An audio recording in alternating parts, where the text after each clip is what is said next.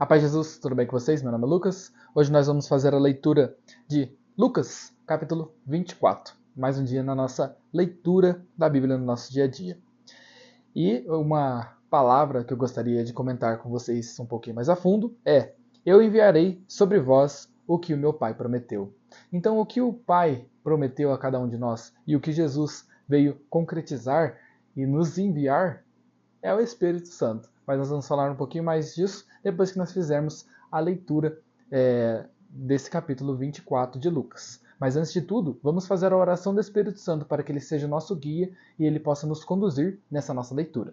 Em nome do Pai, do Filho e do Espírito Santo. Amém. Vinde, Espírito Santo, enchei os corações dos vossos fiéis e acendei neles o fogo do vosso amor. Enviai o vosso Espírito e tudo será criado, e renovareis a face da terra. Oremos. Ó Deus, que instruíste os corações dos vossos fiéis com a luz do Espírito Santo, fazei que apreciemos retamente todas as coisas segundo o mesmo Espírito, e gozemos sempre da sua consolação, por Cristo Senhor nosso. Amém. Vou começar a leitura aqui para vocês então. No primeiro dia da semana, bem de madrugada, as mulheres foram ao túmulo, levando os perfumes que tinham preparado. Encontraram a pedra do túmulo removida, mas ao entrarem, não encontraram o corpo do Senhor Jesus. E ficaram sem saber o que estava acontecendo. Nisso, 2 homens com vestes resplandecentes pararam perto delas. Tomadas de medo, elas olhavam para o chão. Eles, porém, disseram-lhes: Por que procurais entre os mortos aquele que está vivo? Não está aqui, ressuscitou. Lembrai-vos do que ele vos falou quando ainda estava na Galileia. É necessário o Filho do Homem ser entregue nas mãos dos pecadores, ser crucificado e, no terceiro dia, ressuscitar. Então as mulheres se lembraram das palavras de Jesus. Voltando do túmulo, anunciaram tudo aos 11 e a todos os outros. Eram Maria Madalena, Joana e Maria, mãe de Tiago. Também as outras mulheres que estavam com elas contaram essas coisas aos apóstolos, mas eles acharam tudo isso um delírio e não acreditaram. Pedro, no entanto, levantou-se e correu ao túmulo, olhando para dentro e viu apenas lençóis, então voltou para casa admirado com o que havia acontecido. Naquele mesmo dia, o primeiro da semana, 2 dos discípulos iam para um povoado chamado Emaús, a uns 10 quilômetros de Jerusalém. Conversavam sobre todas as coisas que tinham acontecido. Enquanto conversavam e discutiam, o próprio Jesus se aproximou e começou a caminhar com eles. Os seus olhos, porém, estavam como vendados, incapazes de reconhecê-lo. Então Jesus perguntou: O que andais conversando pelo caminho? Eles pararam com o rosto triste e um deles, chamado Cleófas, lhe disse: És tu o único peregrino em Jerusalém que não sabe o que lá aconteceu nesses dias? Ele perguntou: Que foi? Eles responderam: O que aconteceu com Jesus, o Nazareno, que foi um profeta poderoso em obras e palavras diante de Deus e diante de todo o povo. Os sumos sacerdotes e as nossas autoridades o entregaram para ser condenado à morte e o crucificaram. Nós esperávamos que fosse ele quem libertaria Israel, mas com tudo isso já faz 3 dias que todas essas coisas aconteceram. É verdade que algumas mulheres do nosso grupo nos assustaram. Elas foram de madrugada ao túmulo e não encontraram o corpo dele. Então voltaram, dizendo que tinha visto anjos e que estes afirmavam que ele estava vivo. Alguns dos nossos foram ao túmulo e encontraram as coisas como as mulheres tinham dito a ele, porém ninguém viu. Então ele lhes disse: Como sois sem inteligência e lentos para crer em tudo o que os profetas falaram? Não era necessário que o Cristo sofresse tudo isso para entrar na sua glória? E começando por Moisés e passando por todos os profetas, explicou-lhes todas as Escrituras, as passagens que se referiam a ele. Quando chegaram perto do povoado, para onde iam, ele fez de conta que ia adiante. Eles, porém, insistiram: Fica conosco, pois já é tarde e a noite vem chegando. Ele entrou para ficar com eles. Depois que se sentou à mesa com eles, tomou o pão, pronunciou a bênção, partiu-o e deu a eles. Neste momento, seus olhos se abriram e eles o reconheceram. Ele, porém, desapareceu da vista deles. Então um disse ao outro: Não estava ardendo o nosso coração quando ele nos falava pelo caminho e nos explicava as Escrituras? Naquela mesma hora, levantaram-se e voltaram para Jerusalém, onde encontraram reunidos os 11 e os outros discípulos, e estes confirmaram: Realmente o Senhor ressuscitou e apareceu a Simão. Então os 2 contaram o que tinha acontecido no caminho e como o tinham reconhecido ao partir o pão. Ainda estavam falando quando o próprio Jesus apareceu no meio deles e lhes disse: A paz esteja convosco. Eles ficaram assustados e cheios de medo, pensando que estava vendo um espírito. Mas ele disse: Por que estáis preocupados? E por que tendes dúvidas no coração? Vede minhas mãos e meus pés, sou eu mesmo. Tocai em mim e vede. Um espírito não tem carne nem ossos, como estáis vendo que eu tenho. E dizendo isso, ele mostrou-lhes as mãos e os pés, mas eles ainda não podiam acreditar. Tanta era a sua alegria e sua surpresa. Então Jesus disse: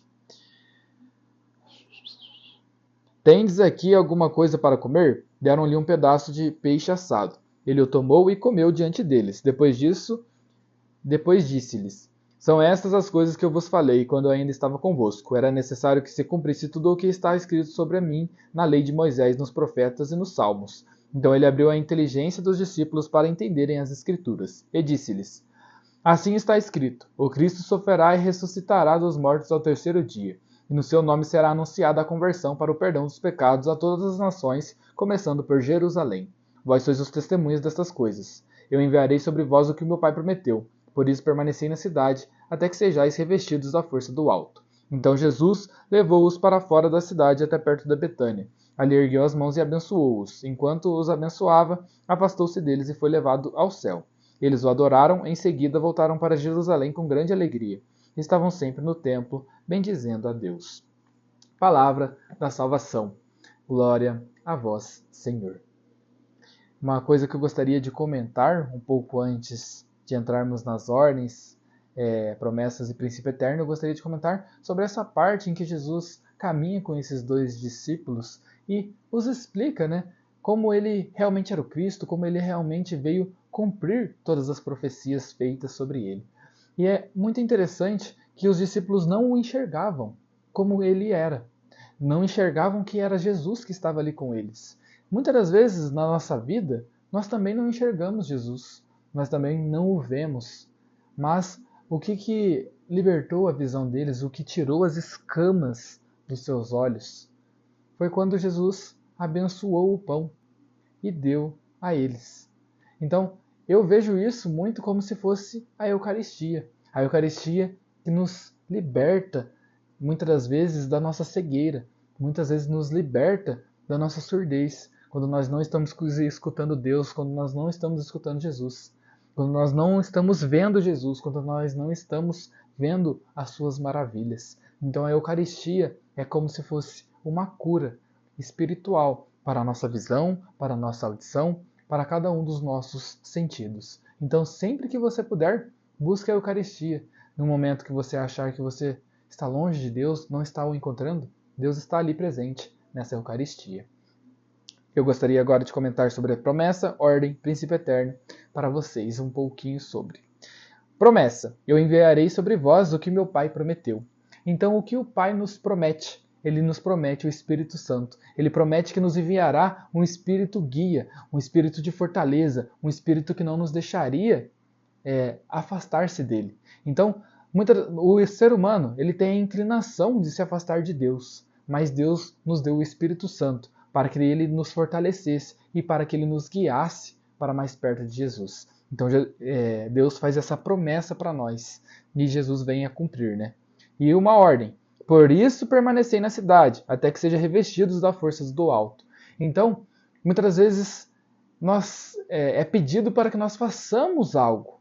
Por exemplo, naquela época era para os discípulos permanecerem ali na cidade de Jerusalém, se eu não me engano. Era para eles permanecerem lá, para que lá eles recebessem o Espírito Santo, para que lá acontecesse Pentecostes. Então, isso é muito da nossa perseverança. Muitas vezes Deus pede para que nós façamos algo e nós não o fazemos. Então, quando Deus te pedir para fazer algo, faça, que assim você receberá o Espírito Santo, que assim você receberá o cumprimento das suas promessas para cada um de nós. Princípio eterno: a paz esteja convosco. Então, Jesus, Deus, ele nos traz paz, ele nos traz preenchimento. Ele é aquele que nos preenche de toda a vida. Eu gosto de dizer que antes da minha conversão, eu fazia as coisas só por fazer. Não tinha vida, não tinha objetivos, não tinha nada. E quando eu conheci Jesus, quando eu conheci a Deus, eu ganhei um novo sentido para a minha vida. Eu ganhei a vida. Literalmente, eu ganhei a vida. Então, seguir a Jesus é muito bom e que nós possamos comungar para que possamos abrir nossos olhos e abrir nossos ouvidos também.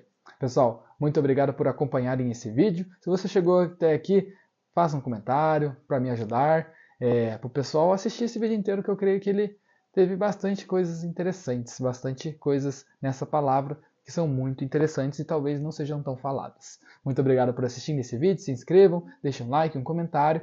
A paz de Jesus, salve Maria, tenham um ótimo dia.